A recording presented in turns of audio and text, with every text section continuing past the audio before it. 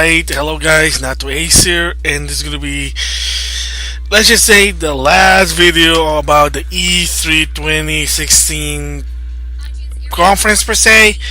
Okay, so I'll be talking about Nintendo, and of course, unfortunately, not only they didn't do a digital event, of course they didn't do a conference, and I'll be talking about the first 2 hours of Nintendo's presentation, which is basically The Legend of Zelda Breath of the Wild, which is the finally full title of the Legend of Zelda game, and of course Pokemon Sun and Moon.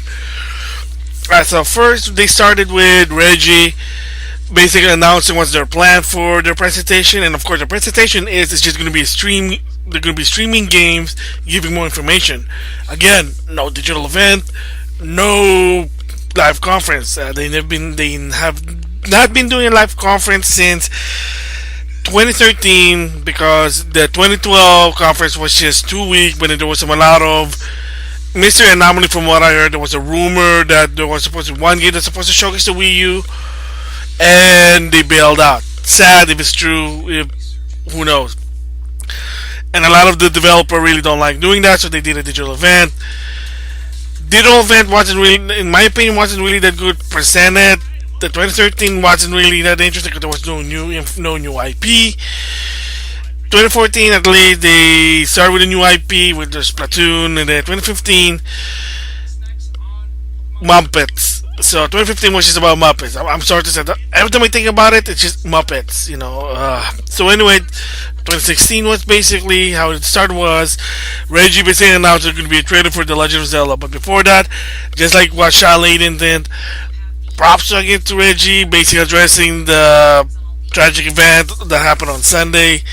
I don't have to basically talk about it again.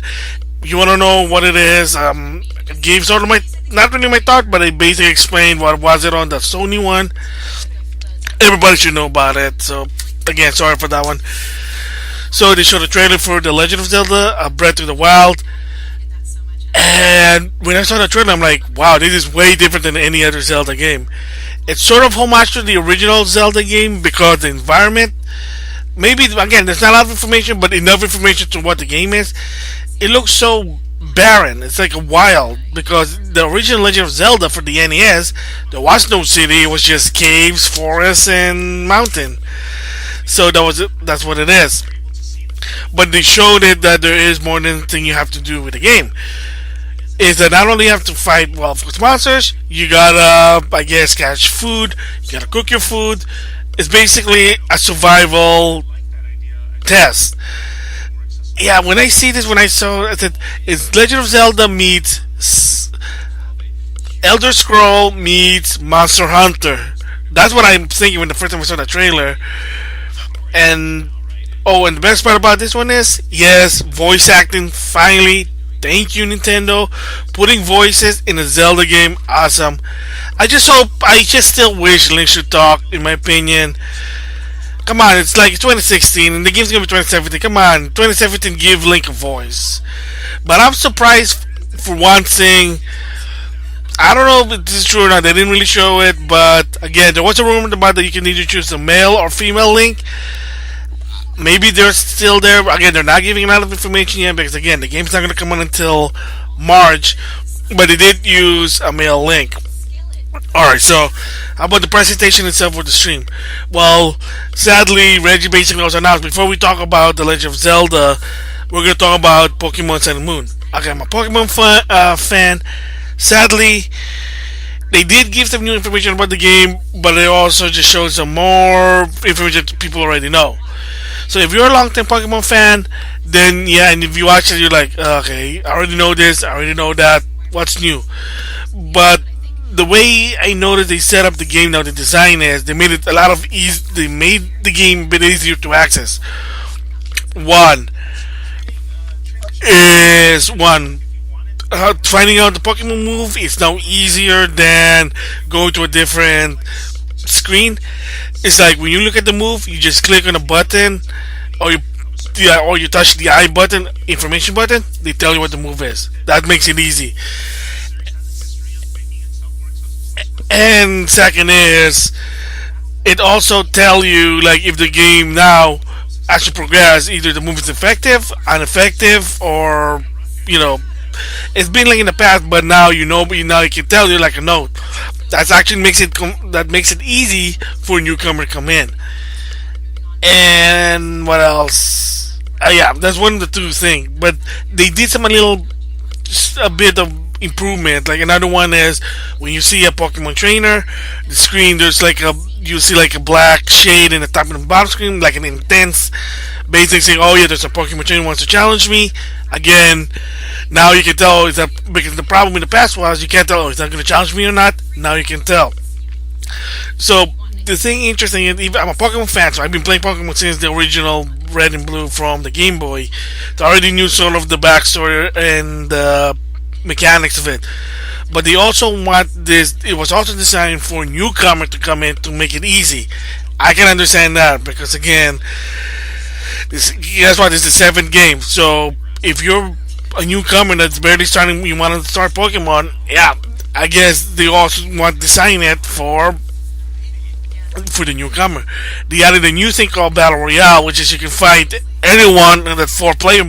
But kind of interesting. So, am I gonna try it? Hey, why not? But yeah, that's what Pokemon Sun and Moon.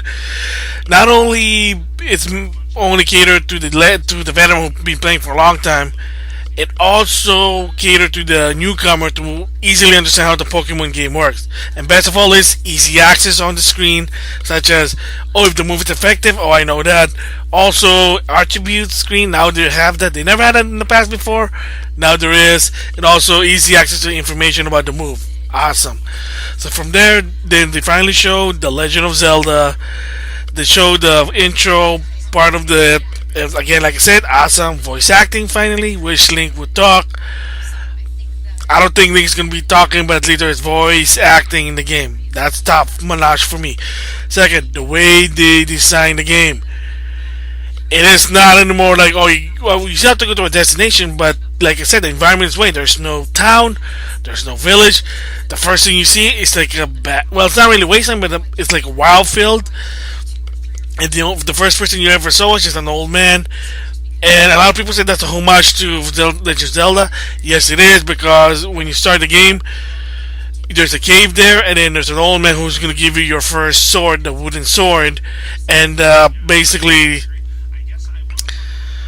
it's like it's dangerous out there, use the sword. And another reference is Link, open your eye, wake up. It's from A Link to the Past. So you can basically link the past when there's someone told Link, wake up, I need your help.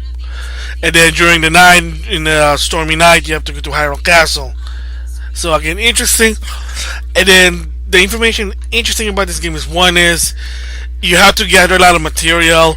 There's like the inventory. Again, apparently it's like Skyrim or Skyrim or Elder Scrolls. So again, having that Western influence, it is open world, pretty interesting. And Yuma basically said one of the new things the game that's going to be challenging is the game will not give you hearts. So in the past game, when you need hearts when your life is down, not this time. In order to refill your heart, you gotta do cooking. Now, like I said, it's the aspect of the survival. You gotta survive if you want to progress to the story, because again, there's no hearts. Maybe you can have potion, but if you want to refill your health, you gotta cook some food, you gotta feed yourself. Again, the Monster Hunter aspect, heck, Skyrim aspect was that one. So again, it is a way different. Is it gonna be still saving the princess against Ganondorf? It may be, but the way they set this up, it's way like, wow, this is a different type of Zelda that I never ever experienced before. So I guess for Yuma, that is props. So yeah, that's basically the presentation. There's nothing more else to talk about, but it is interesting how the approach for the Legend of Zelda Breath to the Wild. So again, can't wait for that one. And like I said, since it's not a conference or a presentation, I really can't give a grade. So for this Nintendo streaming presentation, it's an NA, not applicable, because again, it is not a conference. basically it's just about, hey, they want to talk about Zelda, they just want to talk about Pokemon, and they are going to talk about other games in days to come during E3 week. But like I said, good presentation.